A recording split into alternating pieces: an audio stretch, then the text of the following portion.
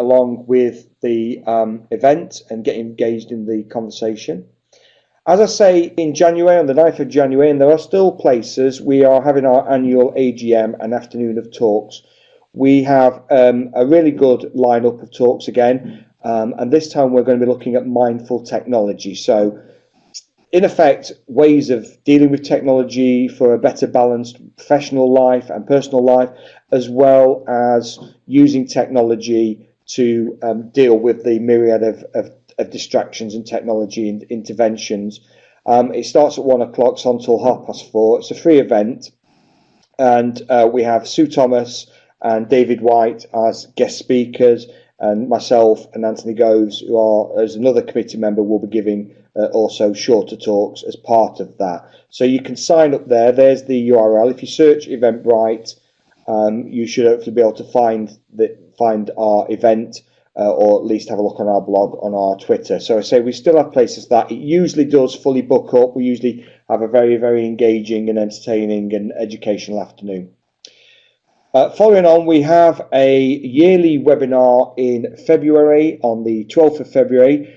They usually take place around this time, around 2 p.m, but things are just to be confirmed. We usually have 3 speakers, and the plan is that each speaker picks 2 technologies that we think is essential for anybody working in the library information setting. So again, this is free. There isn't an Eventbrite page at the moment, but one will appear very, very shortly. But if you want to put a marker down in your diary, then please do for the 12th of February. And I say they are invariably at 2 p.m. That's when we've run them in the past, and they've been very well attended. We usually get in excess of 100 people attend the webinar. They've been very well received. I'll share this as a final slide at the end of all the presentations, and this is just a URL to take you to a feedback form for today. We're always very keen to hear from people. People who may have ideas of things that we could be doing to help and support the library community, whether you're based in public libraries or within academic libraries or within the NHS, within law libraries, school libraries. We're very keen to connect with groups outside there and to find out what kind of events you'd like to run, especially now we are doing more online events, as well as getting participation. You may be interested in joining the committee, finding more about what we do, and also perhaps writing for our blog, getting involved, because we're always looking for guest writers for the blog. We have a journal which at the moment we're kind of wondering whether the journal is usurped by a blog, but that's a discussion ongoing at the moment. But we've had a lot of good people write for us, a lot of very, very engaging, interesting articles, and particularly in the last couple of years. So we're always looking for people to write pieces for us on technology. And again, this is such a huge, as you can imagine, a huge area that you can write about. So we very much are interested to hear what people want to write about, whether it's blockchain or internet privacy or how you use video in your library. There's lots and lots of things that you can write about. So I'm going to hand over to the first of our guests. So our guests will formally introduce who they are, and a bit more about them, and we'll go through their slides. So I'm going to hand it over now to Kim Donovan. And can you hear me, Kim? I can. Can you hear me? Yes, good. Maybe a bit too loud. I don't know if you need to turn volume down a slight bit, but I'm sure everyone will kind of say if you're too loud. But handing over to you, and looking forward to hearing about your talk. Thank you. Lovely, thanks Andy. Hi everyone, so my name's Kim Donovan. I am an information advisor at St Peter's House Library, which is at the University of Brighton.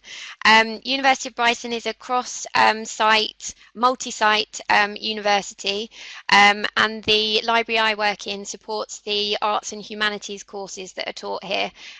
So because of that, we were really interested in developing some more visual information literacy sessions, and particularly inductions So what we used for that was Action Bound, which allows you to create missions. It's interactive. It's primarily a treasure hunt app, which is designed to be used on mobile devices.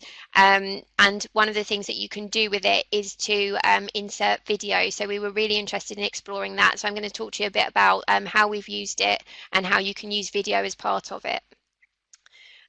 So to start with, Action Bound, what is it? So basically, it can be used for orientation. It can be used to create activity-based games.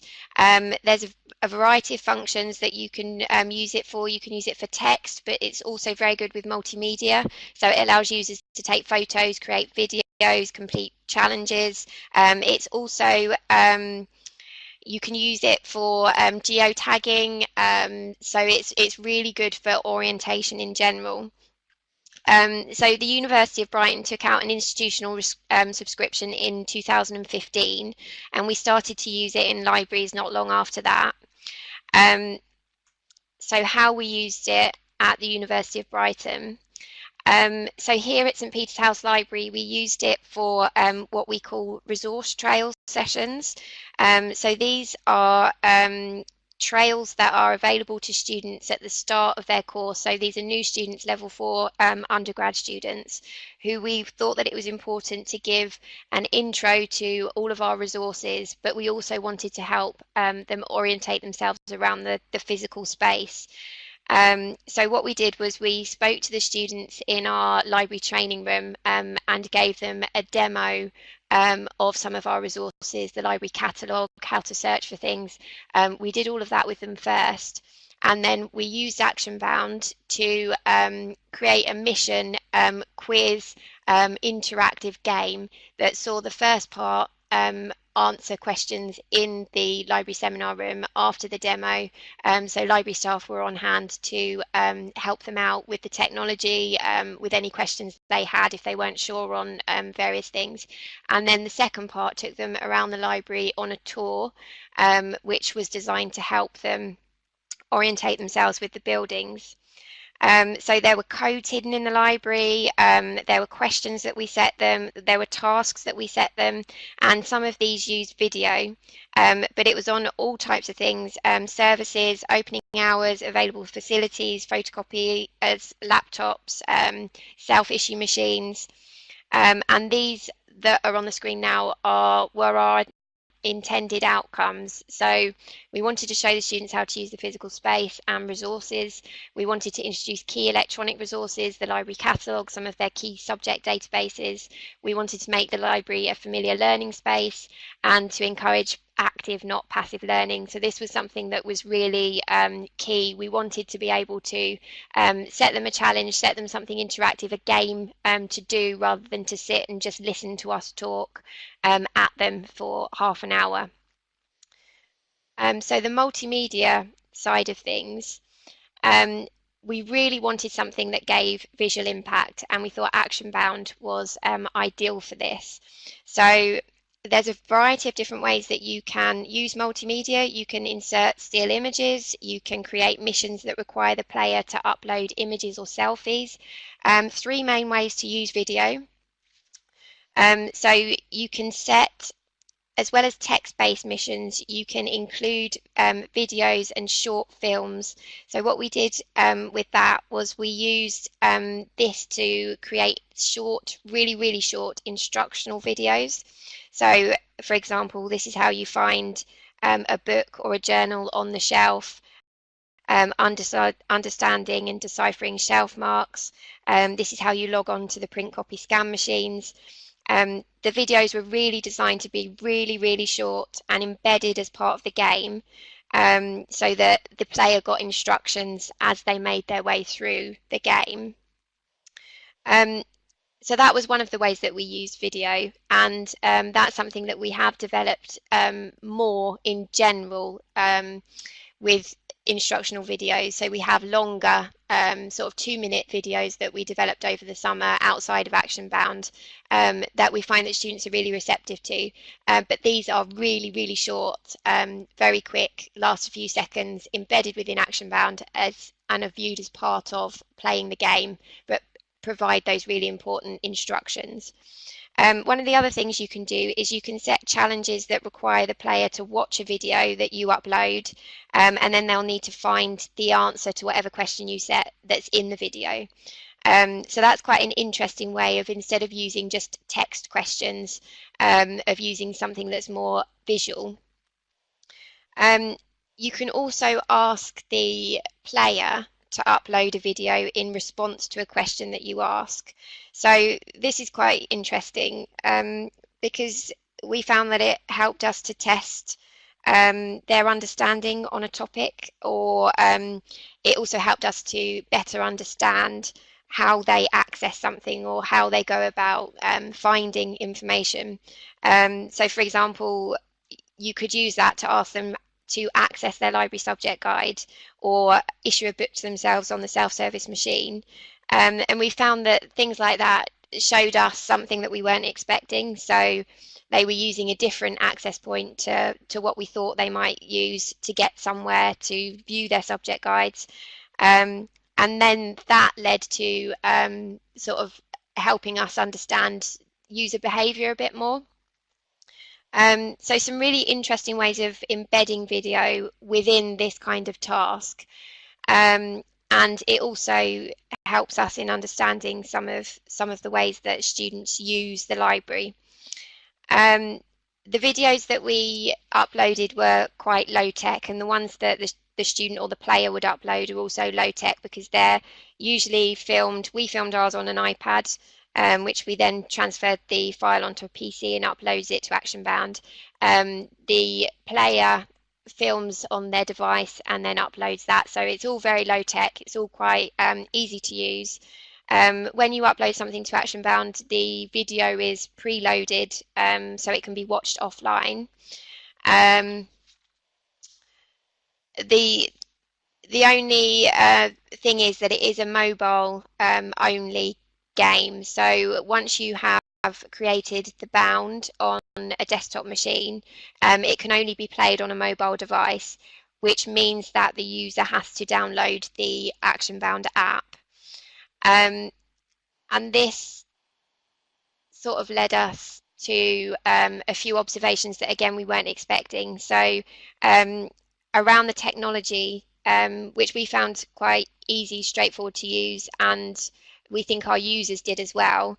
But what we weren't expecting was that there was reluctance in some cases to download the app.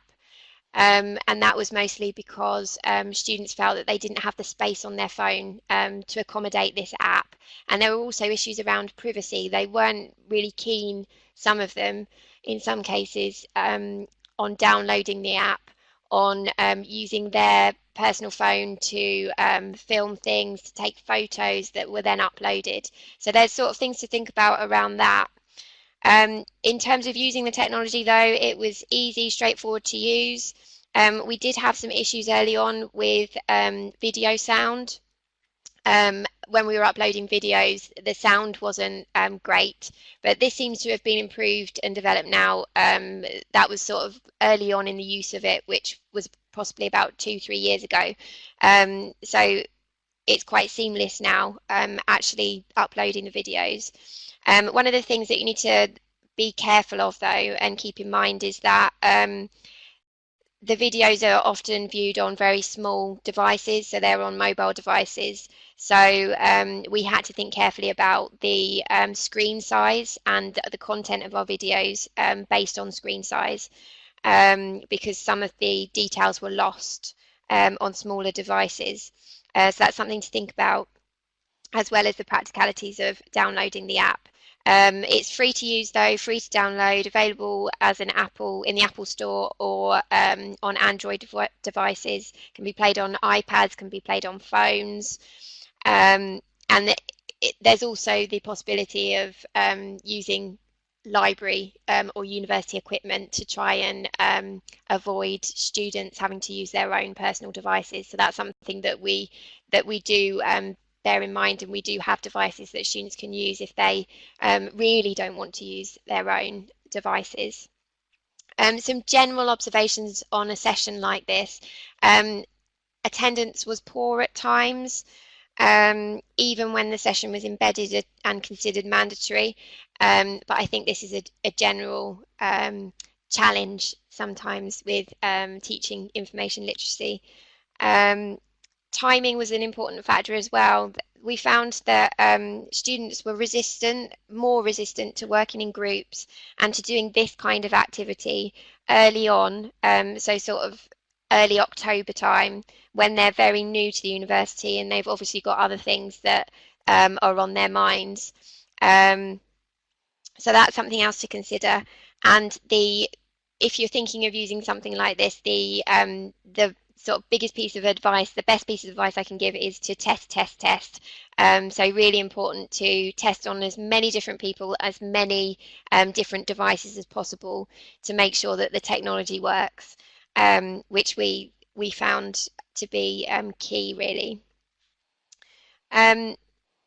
So feedback from students, it was mixed. We had a particular group of students who were studying architecture who were very, very keen on the session, on the interactivity of the game, of the technology. They were particularly happy with uploading selfies. Some said that they preferred the idea of a more passive induction, and that was probably linked with groups that we saw quite early on. And they just weren't keen at that point to interact with their peers in the way that this kind of game requires. But it also can be done as individual participants, so that's an option to overcome that as well. There are some comments from students here, and most of them were positive. So fun way to explore the library, helped me to learn about the library, helped me understand and be aware of where everything was. Great fun. There was one comment that said that it was a bit boring. This just goes to show that you can't cater for all learning styles and everyone. So you have to bear in mind that this type of thing isn't going to be for everyone. But it's really nice to see that the majority of students had a lot of fun with it, and we got some really nice positive feedback about it. And I think using film in this way is something that we're definitely developing, and it creates such a more interactive visual way of giving information. So it's definitely something that we are developing even more. So there's a link here for if you want to have a look at one of our action bound games after the session.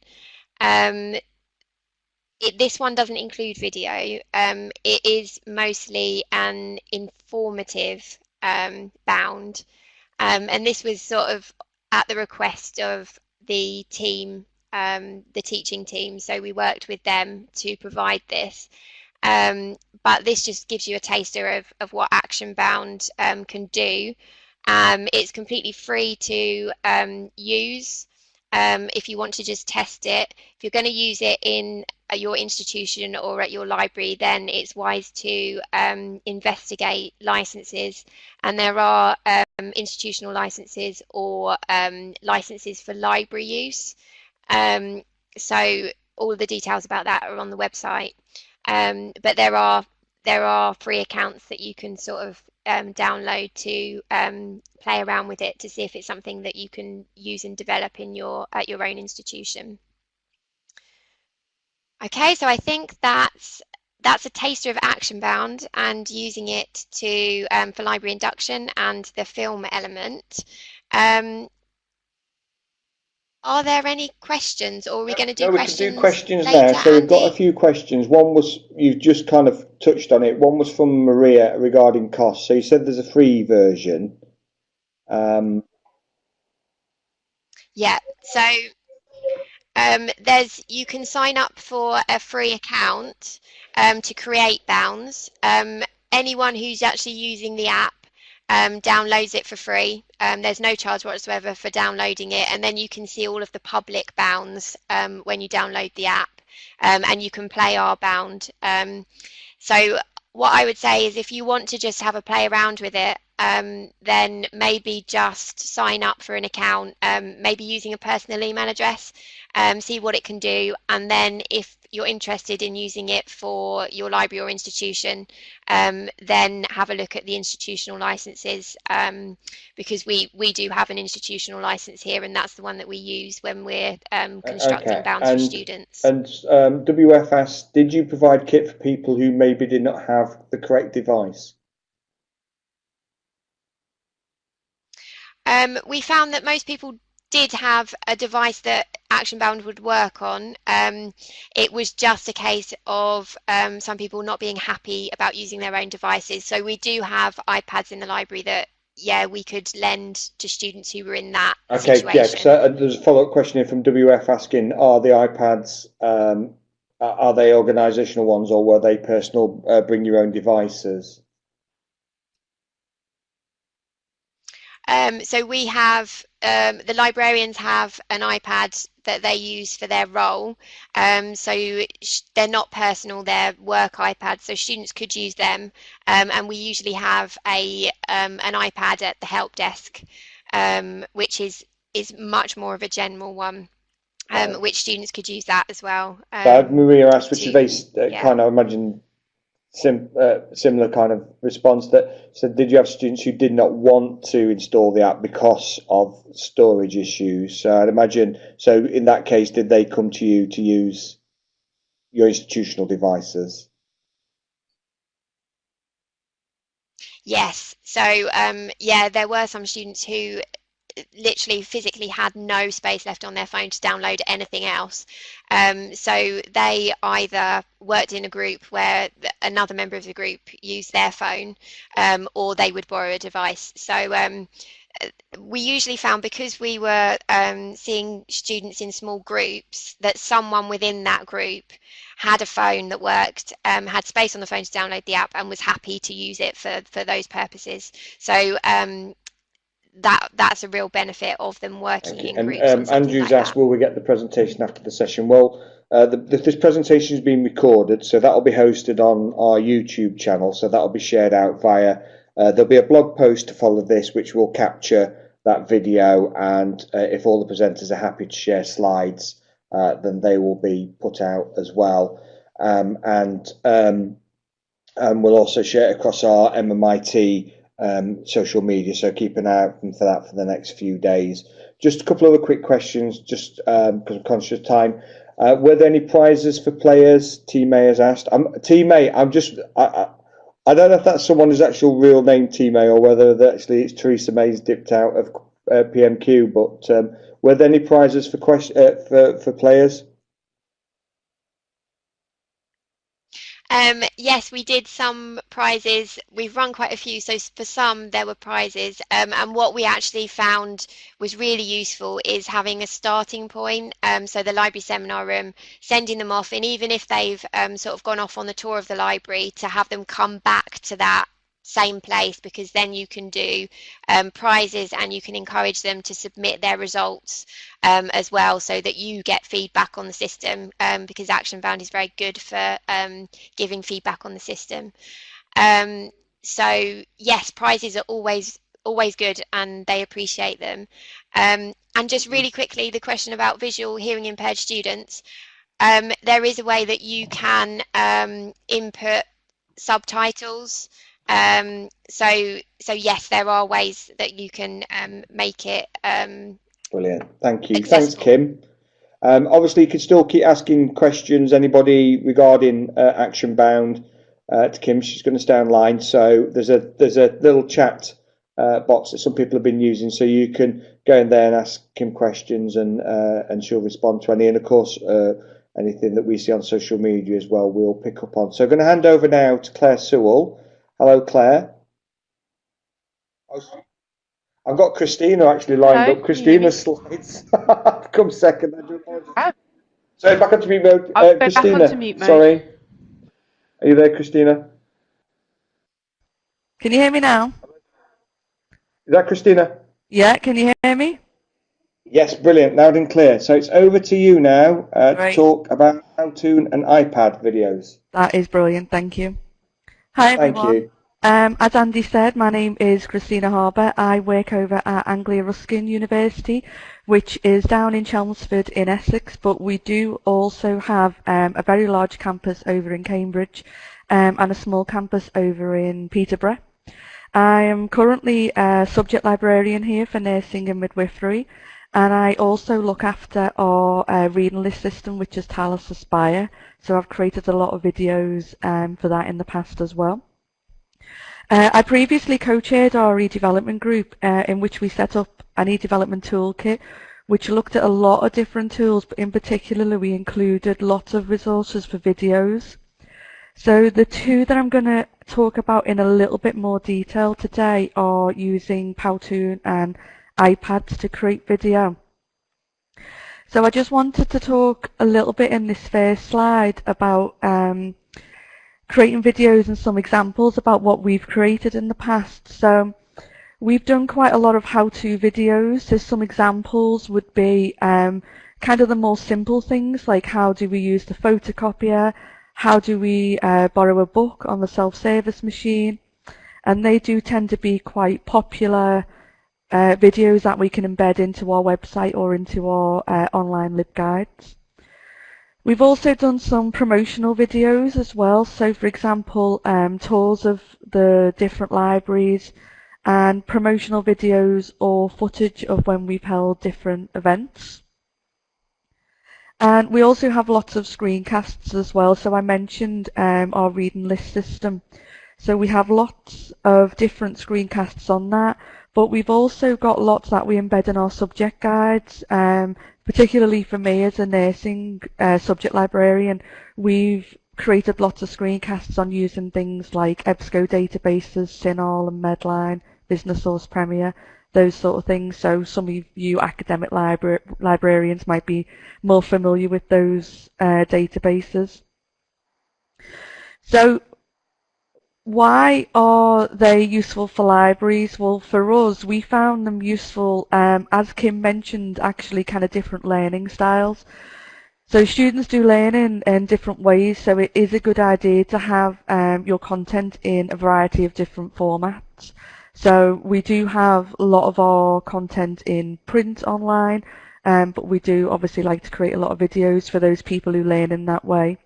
And we've found that this kind of age group that we've currently got at university do adopt a digital first approach. So I like to think about it in terms of, have you ever seen the kind of recipes online on Tasty and YouTube? So they're always kind of in video format now. So a lot of people are getting used to seeing content in that format. So I think it's a good approach for libraries to take up as well. Also for academic libraries, our distance learning courses are growing quite rapidly, so people aren't on campus as much, so we do need a lot more of our help and guidance available electronically, and particularly available on mobile, smaller devices. So I'm going to start with Powtoon. And Powtoon is available online. There is a free account and a paid for account, and I'll talk about that in a couple of slides' time. But with Powtoon, it's very similar style to PowerPoint. So you can create short videos with animations in a slideshow style, which you can then create into 1, 2, 3-minute videos. You can import your PowerPoints that you've previously created as well into Powtoon to make them a little bit more fun and interesting with animations in. And it also helps you to kind of reuse existing content if you've already created PowerPoints previously on a particular topic. You can import your own images into Powtoons, but there are quite a lot of ones freely available. And there is also internal music and voiceovers as well that you can add into any of the Powtoons. They are quite easy to use. You can start from scratch. There's quite a lot of help videos online where people have created them and said that they've used Powtoon in the past and it's only taken them, a few minutes to get going. But there are quite a lot on there where you can find and edit some that have already been created or use a template. So you could give that a little go. So one of the reasons why we liked Powtoon is its animated video is quite an attention-grabbing form of communicating to our students. So we found that they kind of liked the fun aspect of the videos, maybe more compared to when we've just created videos of ourselves talking, for example. They do kind of, even though they're kind of fun, they are quite professional looking. And also, your final Powtoons don't necessarily need to be a standalone object. So, for example, you could incorporate it into a longer screencast video or presentation. So, for example, if you've got a longer PowerPoint, you could add your Powtoon into one of the slides as a video. So it is quite a versatile little tool. So as I mentioned, there are freely available Powtoon accounts. You can't remove the Powtoon branding, which tends to be the way of a lot of these online software features at the moment. The maximum length that you can create a Powtoon with the free account is 3 minutes, but we've tended to find that anything longer than a minute and students switch off anyway, so I think that's kind of ample amount of time. And they also give you a small amount of storage as well. We actually do have a subscription model, and within that you can remove the Powtoon branding. You can download your Powtoons as MP4s, and we found that has made it a little bit easier to embed them into LibGuides. The maximum length and your storage is a lot longer, and I don't know much about this in case anyone asks, but you also have commercial usage rights as well. Sorry, hope you can still hear me. I think I've just pulled myself out. Yep. So as I say, Powtoon is quite easy to use. If you go to www.powtoon.com, there is a yellow square button that says get your free account, and it's right down at the bottom for anyone who goes to there. So you can fill in the sign up form, but you can also sign in with your social media account, so with Twitter or Facebook. Once you've logged in, you have the option, as I said earlier, to view templates or start from scratch. So this is quite small on here, but there is the option to create, there's a blank Powtoon, create explainer video, a marketing video, an infographic, a presentation. That's where you can import your PowerPoint, or you can create video ads. Once you've done that, you can start editing, and as I said, there are plenty of ready-made animations, but it is very simple to add your own text and images. For example, if you want to include subtitles for hard of hearing students. And once you've finished, you can directly export to YouTube or Vimeo, or download as a Microsoft PowerPoint file. And then I think on this slide I've just got a few useful links that you might like.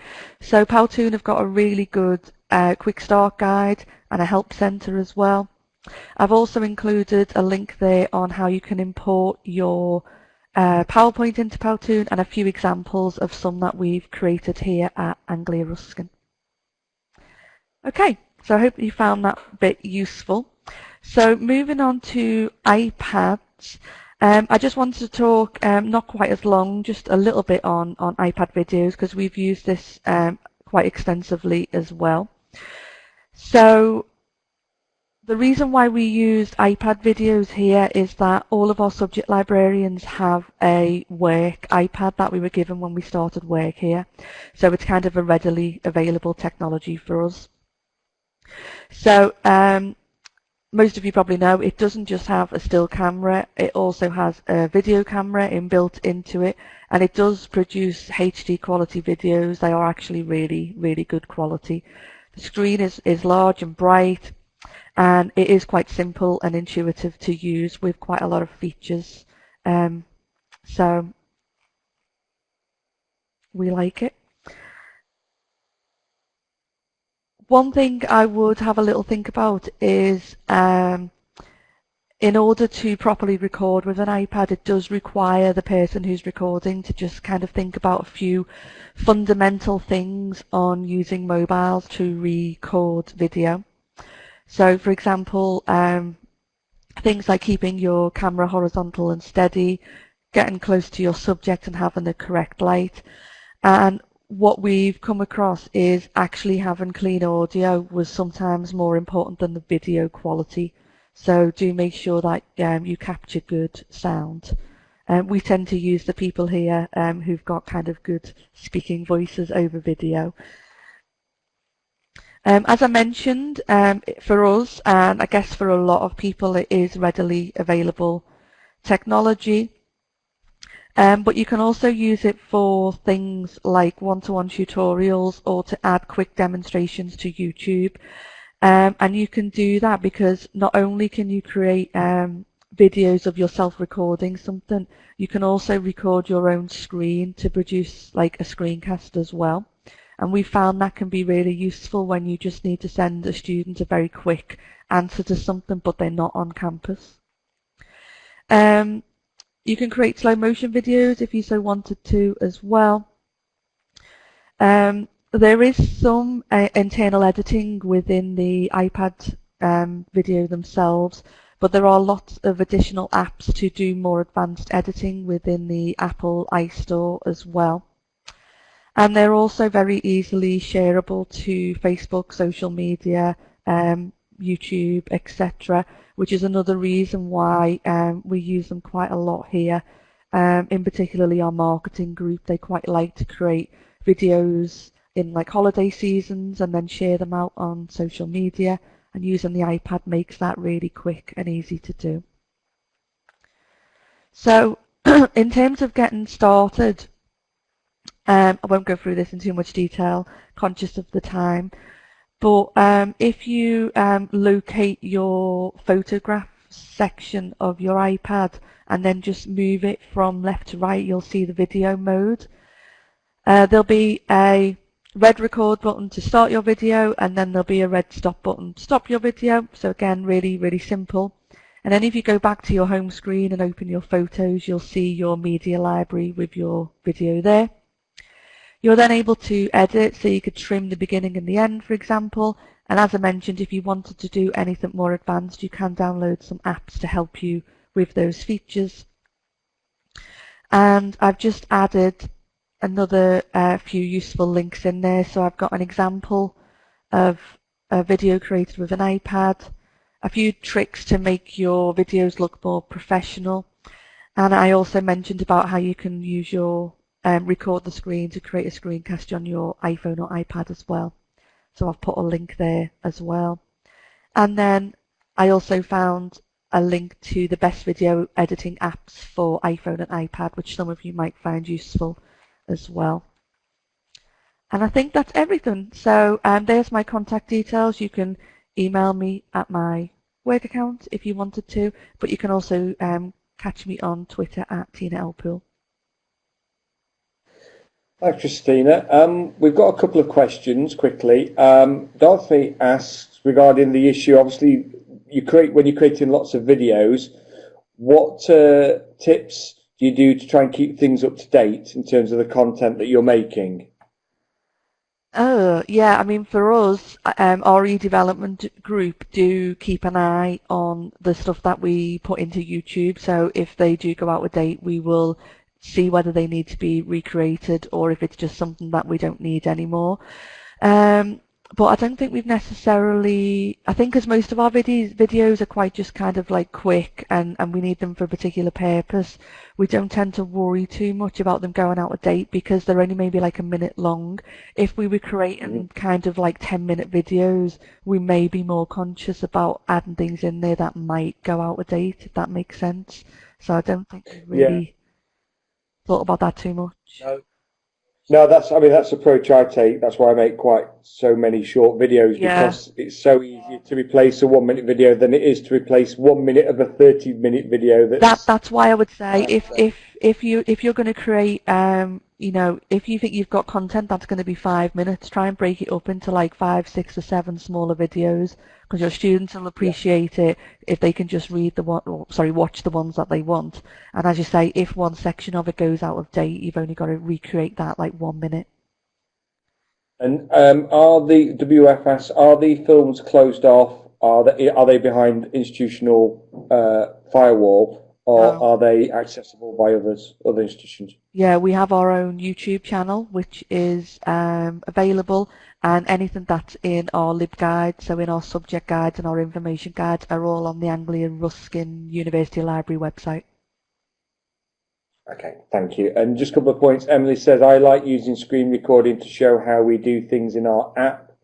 And then she tweets the screen recordings. And John, he uses a iPad clamp, and there's a link there to Amazon, I think, that people can see the one that John uses. Jamie asks, how do you promote your videos to the students? Well, when we do our induction sessions at the start of the semester, we'll show them our subject guide where a lot of the videos are embedded.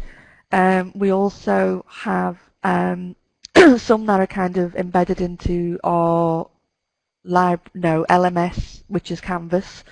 So I wouldn't say we kind of like, you know, promote them. They kind of self-promote themselves. So as people come across particular services that we provide or software that we provide, we'll have the video on the page. So for example, on our website, we've got a link to reference management software, which is RefWorks, and within that page we'll have a video that is a help guide for RefWorks. Okay, and just quickly, because I'm conscious of time, do videos include text over or links to transcripts? We do that, but we do that when we use Camtasia, which I don't think anyone's talking about today, I'm not sure. But we do transcripts for our screencasts, which are our more official and longer ones. So Powtoon and iPad videos are for our kind of quick and dirty ones. Okay. There's a question by Paul regarding GDPR. I just wonder, could you kind of, because I'm conscious of time, whether you could respond to that in the text box, because that could be a whole can of worms. Yeah, it is a bit of a GDPR. can of worms. Not sure on that one. So I'm going to hand over. Thanks, Christine. That was fantastic. I'm going to hand over to Claire Sewell now to take us on to the final part, talking about 2 tools for creating video. So over to you, Claire. Thanks, Andy. Hi, everyone. I hope you can hear me, and thanks for staying with us. So I have the world's most incomprehensible job title. I am the Research Support Skills Coordinator at the Office of Scholarly Communication at Cambridge University Library, which is really, really hard to say and means nothing to anyone apart from one of my colleagues who I know is listening in. Essentially, the Office of Scholarly Communication is the research support arm of Cambridge University Libraries. Obviously, Cambridge University is a big university. We have lots of researchers. We're very research intensive. As things change in academic libraries, there's a need to get people up to speed with this kind of open access, data management, that kind of thing. My job is a little bit different because Cambridge has over 100 libraries. I think I'm right in saying it's something like 102, 104. And my job is to teach and train library staff all about scholarly comms and research support. So as part of that, we've experimented with different ways of doing things, and one of those is making videos. So the 2 tools that I'm going to talk about today, if I can press the right button, is something called Lumen 5 and then Screencastify. So these are the 2 that we tend to use the most. Lumen 5 we've been using for a little while. Screencastify is relatively new for us, but still I think I can see the possibilities, and we use them both for slightly different reasons as well. So I will talk about Lumen 5 first, and it's got the most unsexy name of any tool you will ever come across. I think I found out about this on Twitter, where I can usually be found lurking, and it was just something that came up in conversation. It kind of sparked something in my head that this would be a really, really good way to reach out to people, to both librarians and students. But obviously with my job, I had my librarian hat on. So what this does is it creates videos from text-based content, so blog posts, web pages, things like that. And it's actually quite cool because you can set up a feed and feed the text directly into the application. and it just does it all for you. It will create a video with no more input than that. So you literally just paste in a link or set up a feed to a blog and let it do its thing. And it's really quick and easy from that point of view. And it uses AI, artificial intelligence, to kind of pick out the images and text that it thinks it needs to highlight, and then the images that go with the text that it's talking about. To different degrees of success, as I will talk about in a minute. If you don't like the video that's automatically produced, you can do what I tend to do, which is either go in and sort of manually move things around, or you can start from scratch. So you can have a text document, or you can write directly into Lumen 5, which is just a web-based tool that you can log into. And then that will create a video. So you can either feed something in, or you can just do it directly. It's up to you. The video that it sort of spits out at the end, it either has still images, or it has sort of, not, some of them are videos in which, like, you can see people typing and you can see their fingers moving and things like that, and some are videos where it will just pan over a still image. And if you watch any of the videos we've made, that will make a lot more sense. But it has a lot of Creative Commons zero licensed images and royalty-free music and all sorts of things that you can use. So even though you can import things, you know, if you find them on Flickr or any other website or ones that you have, I've never actually had to do that in all of the videos I've created, because they're just on there anyway. So I find it a really useful tool from that point of view.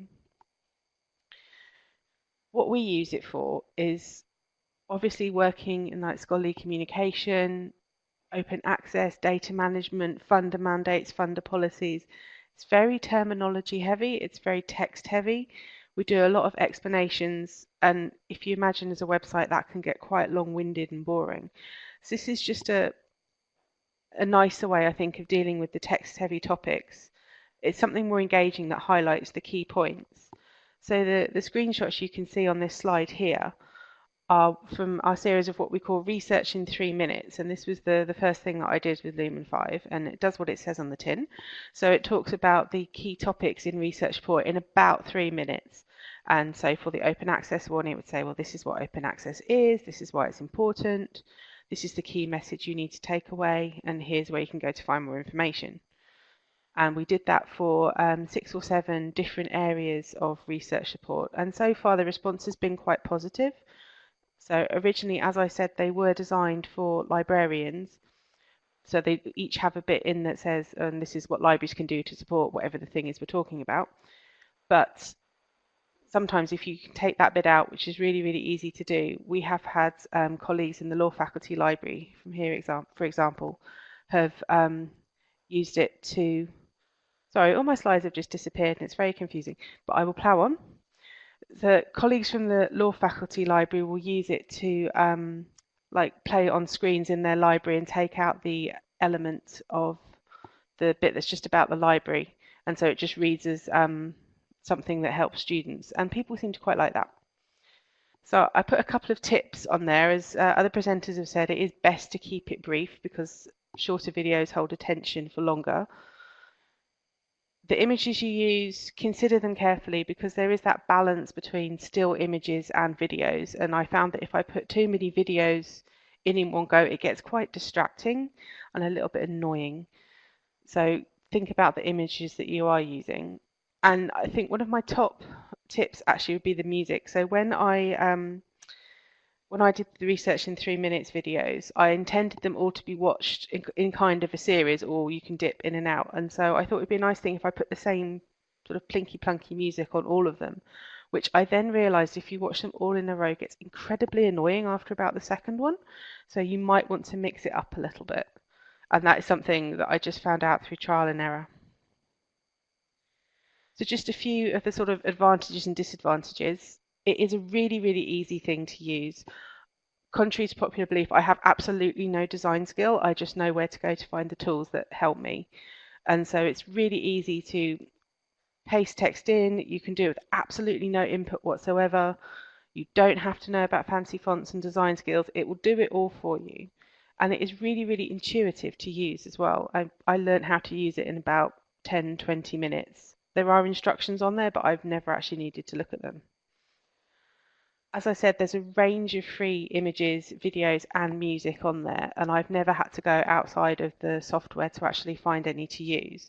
So it's been really good just to be able to go into that tool and dig about and see what's there and not have to worry about too many different things. Although if you use it, I will admit some of the music titles are slightly odd and can actually give you a little bit of a chuckle.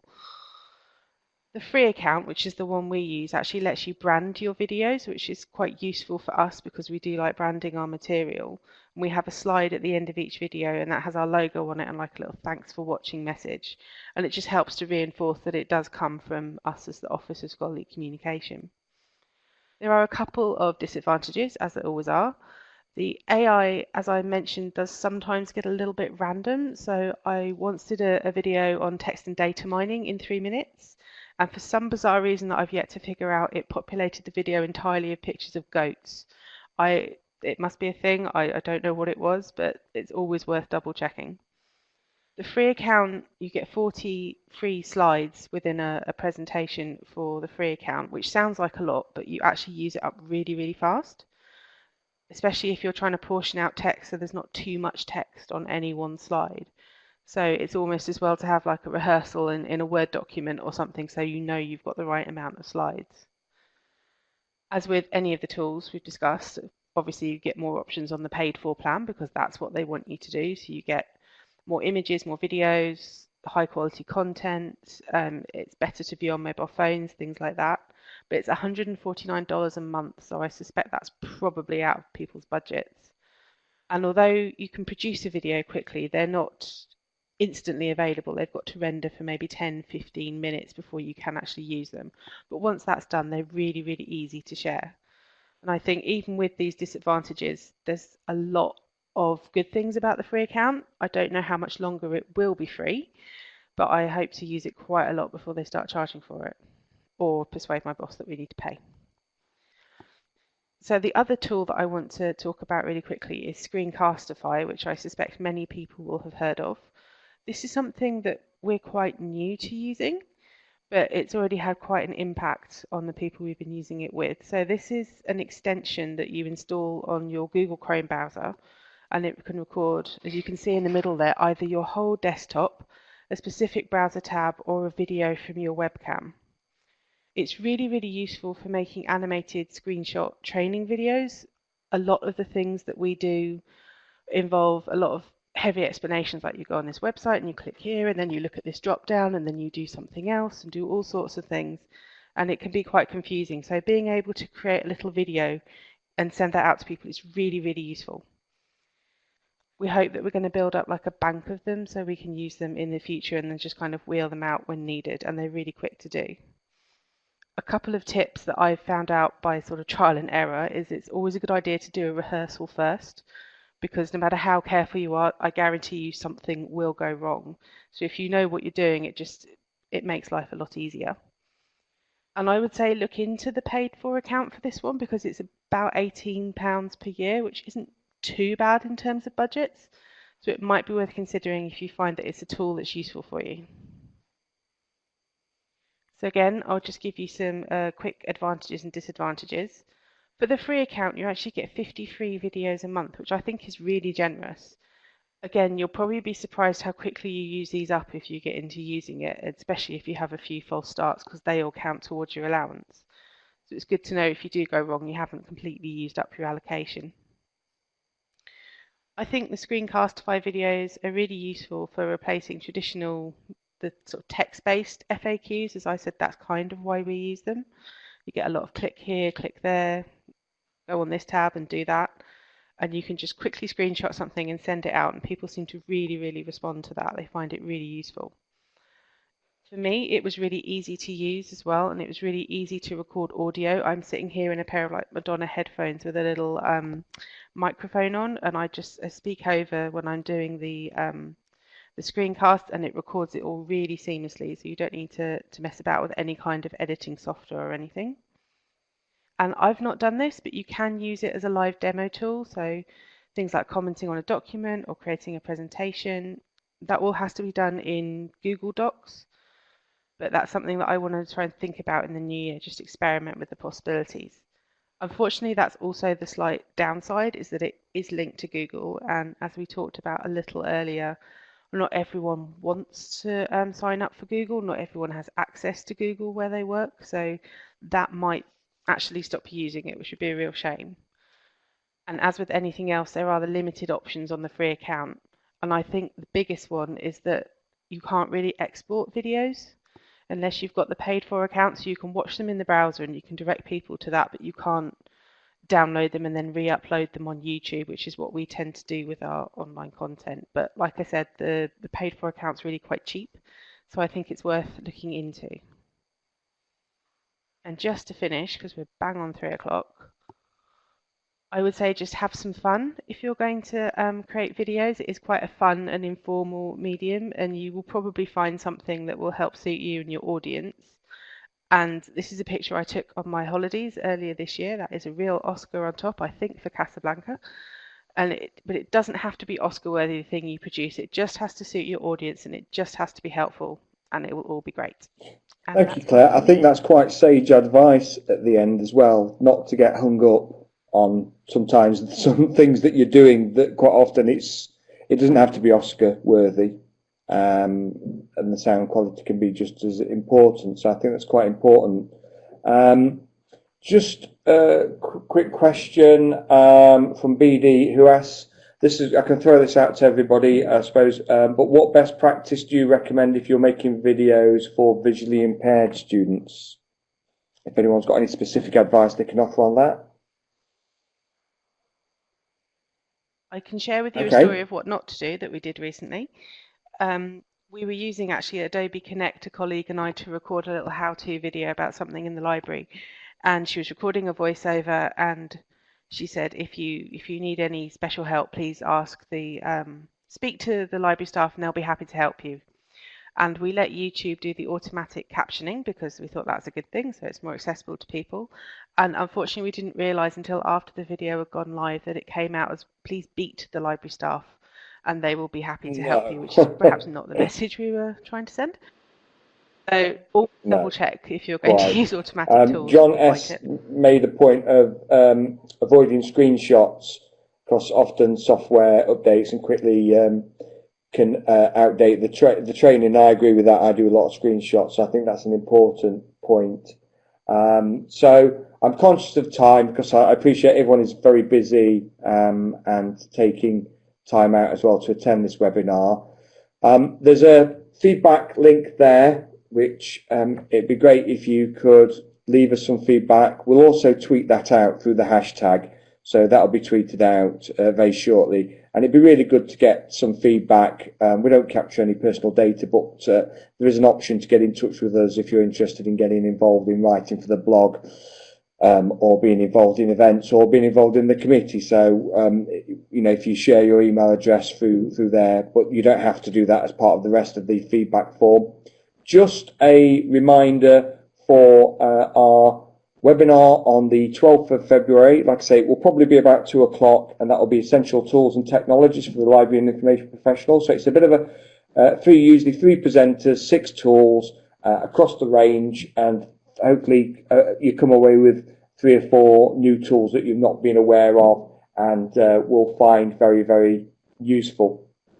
And there are still places, I know some people have booked while this webinar has been on, there are places for our event on the 9th of January at Cilip on mindful technology, and we've got 2 exceptionally good external speakers, in Sue Thomas and David White. So please come along to that if you can. And it just leaves me to thank our 3 presenters. I don't know if anyone's got anything final to say. Put them on the spot. No, thank you everyone for attending. So. Yes, thank you. Lots of thanks going on there on the chat box. So thank you so much, everyone. Hopefully this webinar will have been captured and recorded. The slides will be made available. And again, so thank you everyone for attending this webinar, and hopefully it's been useful and you feel inspired to go away and capture some screencasts and record some videos. So good luck with that. Okay, thank you and goodbye everyone.